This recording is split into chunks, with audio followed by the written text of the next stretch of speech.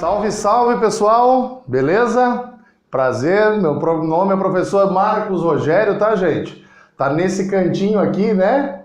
Gente, me apresentando novamente, porque agora nós começamos uma frente totalmente diferente do que nós havíamos estudado até então. Até então estudamos a termologia, pessoal, e depois adentramos na termodinâmica, não é isso? Agora o nosso objeto de estudo é outra coisa totalmente diferente. O nosso objeto de estudo agora vai ser o raio de luz. Começamos uma frente nova então, gente. E agora, a forma de ser estudada, assim como eu disse o raciocínio distinto, nós precisamos fazer um estudo totalmente diferente. A forma de estudar óptica geométrica, ao meu entender, é totalmente diferente. Aqui é muito desenho. Aqui as aulas, pessoal, os exercícios são um pouquinho mais demorados, porque é necessário que você faça desenhos. Lá na parte de termo é muito conceito, pessoal, é muito conceitual e teoricamente pouca conta. Já aqui é muita óptica geométrica. E a gente já começa confundindo um pouquinho a visão de vocês aqui para estabelecer uma coisa importantíssima. A óptica geométrica tem como base o instrumento a ser observado, o fenômeno, o olho humano. Então o que nós vamos estudar na óptica geométrica está relacionada com o que os nossos olhos conseguem visualizar. E os nossos olhos, pessoal, têm algumas falhas, tá? Então essas falhas devem ser levadas em considerações. Quais são os exemplos cruciais? Pensa comigo, gente. Quando você, aqui na superfície da Terra, visualiza um avião em pleno voo, a uma altitude muito grande, esse avião, aos nossos olhos, parece ser pequenininho, assim como uma estrela, né? A gente olha a estrela no céu à noite e ela aparece como sendo um pontinho.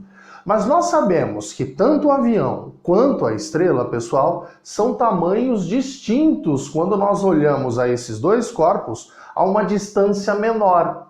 Então, quando você visualiza um avião, pessoal, no aeroporto, né, ou se aproxima de uma estrela, né, vai saber de que maneira, mas a gente sabe que uma estrela é muito maior, às vezes até que o Sol. Então, a distância nos confunde. Essa interpretação deve ser levada em consideração dentro da óptica geométrica. O mesmo raciocínio se faz à velocidade. Esse avião, pessoal, em pleno voo, aparenta estar numa pequena velocidade, não aparenta? Ele está bem devagarzinho. Já você, pessoal, quando vê esse mesmo avião pousando ou decolando do aeroporto, você fala, nossa, esse avião é muito rápido pousando ou decolando. Gente, ele está numa velocidade em pleno voo muito maior do que quando ele está pousando ou decolando. Mas em relação às distâncias que nós estamos observando os fenômenos, eles aparecem de formas distintas. Então, muita atenção quanto a isso. A óptica geométrica é válida sempre relacionando as distâncias do observador ao fenômeno que está sendo observado. E dando sequência, então, o nosso objeto de estudo agora é o raio de luz, pessoal. O raio de luz em si é uma figura hipotética, não existe um único raio de luz. Existem infinitos raios de luz. Porém, nós consideramos que, sabido, entendido o comportamento de um único raio de luz, nós podemos generalizar para todos os outros raios de luz. E como nós definimos esse raio de luz? Ele vai ser representado um segmento de reta orientada. Toda grandeza que é orientada, pessoal, ela possui direção e sentido. Muita atenção, eu não falei nada de módulo, hein? Eu falei que uma grandeza orientada é uma reta orientada, segmento de reta orientada que possui direção e sentido. Então nós vamos ter que ficar fazendo o desenho desse objeto de estudo, ou seja, do raio de luz, em todas as situações. O mais comum, pessoal, é quando a gente desenha uma vela acesa. Então vamos imaginar essa vela aqui acesa. Como nós vamos representar os raios de luz emitidos por essa vela, pessoal? Nós sempre vamos imaginar a luz como sendo retas orientadas, ou seja, uma seta. Trocando em miúdos, gente, essas setas que nós vamos estudar dentro da óptica geométrica. E essas retas, esses raios de luz imaginário, aparecem na natureza de três maneiras, o que nós chamamos de feixes. Vamos lá para os feixes de luz. Feixes de luz. Os feixes de luz, pessoal, é como esse conjunto, esse aglomerado de raio de luz realmente age na natureza, como ele se propaga na natureza. Esse feixe de luz pode vir a sair de um ponto. Então vamos imaginar um determinado ponto e o feixe de luz saindo desse ponto, gente. O feixe de luz saindo de um determinado ponto, nós chamamos esse feixe de luz de feixe divergente. O nome desse feixe aqui, feixe divergente. Ou seja, ele diverge de um ponto. Divergente. A situação contrária, pessoal, seria esse conjunto de raio de luz adentrando num determinado ponto, o que nós chamamos de feixe convergente. O contrário de divergente, né, pessoal? Convergente. Seria um feixe, então, que ele ia adentrar no ponto. Está chegando no ponto, pessoal. Chamamos de feixe convergente.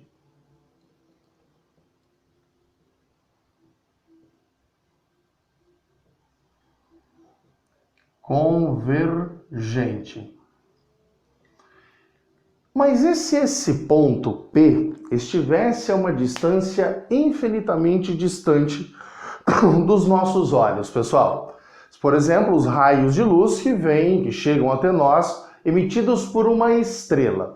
Essa estrela é um ponto que está infinitamente distante. Então, esses feixes chegam aos nossos olhos, pessoal, de maneira paralela. O ponto que emitiu esses feixes está tão longe aos nossos olhos, que nós dizemos que esse feixe chega de maneira paralela. Feixe paralelo. E muito atenção a essa explicação agora, pessoal. Eu quero que vocês pensem a seguinte questão. Existem alguns termos dentro da óptica que a gente usa comumente. Por exemplo, o tal do sol apino. O sol apino, pessoal, é o sol do meio-dia, quando o sol está exatamente sobre nossas cabeças, pessoal, exatamente em cima. Nesse tempo, nesse período, a sombra de uma nuvem tem qual tamanho? Então imagina aqui o solo, nós temos aqui a nuvem e o sol apino. O sol não está infinitamente distante aos nossos olhos? Então os raios emitidos por esse sol, pessoal, vai chegar de maneira paralela aos nossos olhos. Então vão existir raios de luz que vão chegar na nuvem aqui e teoricamente não vão atravessá-las. Mas dois raios são essenciais. O que nós vamos usar o tempo todo dentro de óptica, pessoal, são dois raios que tangenciam, que passam lambendo as bordas do objeto. São dois raios, então, que vão tangenciar, ó, o bordo do lado direito, tá vendo, ó? E o bordo do lado esquerdo. Tangenciou o bordo aqui. Passou lambendo aqui, pessoal. Esses dois raios aqui, pessoal, eu vou até riscar ele de azul. Os raios que tangenciam os bordos do objeto, nós vamos utilizar esses dois raios direto dentro da óptica geométrica, tá? Esses dois raios, então, que chegam paralelos, geram no solo uma sombra. E qual é a definição de sombra, gente? Ausência de luz. A sombra da nuvem a meio-dia, ou seja, o sol apino, tem o mesmo tamanho da nuvem, pessoal. Muito atenção a essa situação. O sol não está infinitamente distante aos nossos olhos, Então o Sol é uma fonte de luz que emite feixes paralelos. Sendo assim, nós podemos classificar o tipo de objeto e o tipo de imagem formada por esse objeto, pessoal. O que nós chamamos de ponto-imagem e ponto-objeto. Ponto-imagem e ponto-objeto.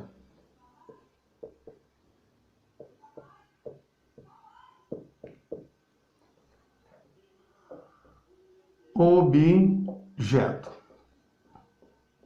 O ponto-imagem a gente abrevia como PI, tá, pessoal? E o ponto-objeto como PO. Nós podemos classificar a natureza do ponto-imagem e a natureza do ponto-objeto sabendo para onde a luz vai e da onde a luz veio, tá? Vamos começar então colocando os sistemas ópticos na brincadeira. E ele vai ser a nossa referência, saber se o raio de luz está chegando nesse sistema óptico ou se está saindo desse sistema óptico. Sendo assim, nós podemos classificar se o que nós estamos visualizando no papel é um objeto ou é uma imagem desse objeto. O nosso sistema óptico são sistemas que nós vamos estudar durante o nosso curso de óptica, pessoal. Pode ser espelho, lente, pode ser uma superfície d'água, um monte de objetos que nós vamos estudar na óptica, cuja luz vai chegar ou vai sair desses sistemas ópticos. Então eu imaginei aqui, ó, 3 situações possíveis. Esses aqui são os nossos sistemas ópticos. E vamos lá definir o que é ponto-objeto e o que é ponto-imagem, pessoal. Para isso, eu vou fazer o 6 já e vamos classificar a situação.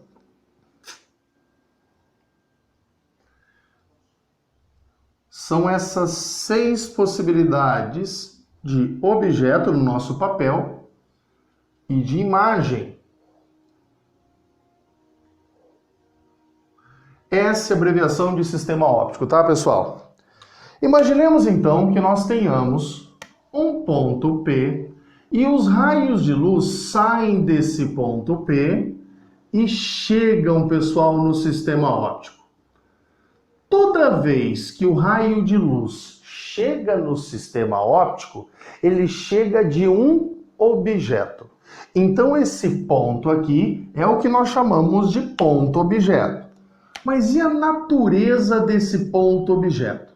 Nós definimos a natureza de acordo com o cruzamento, a intersecção, pessoal, de raios de luz ou de prolongamentos dos raios de luz. O que seria a definição de prolongamento dos raios de luz? Seria o caminho que a luz percorreria se não houvesse o sistema óptico. Ou seja, é uma linha imaginária que os raios de luz projetam se não houvesse o sistema óptico. Reparem que aqui é feito, esse ponto P é o cruzamento dos próprios raios de luz.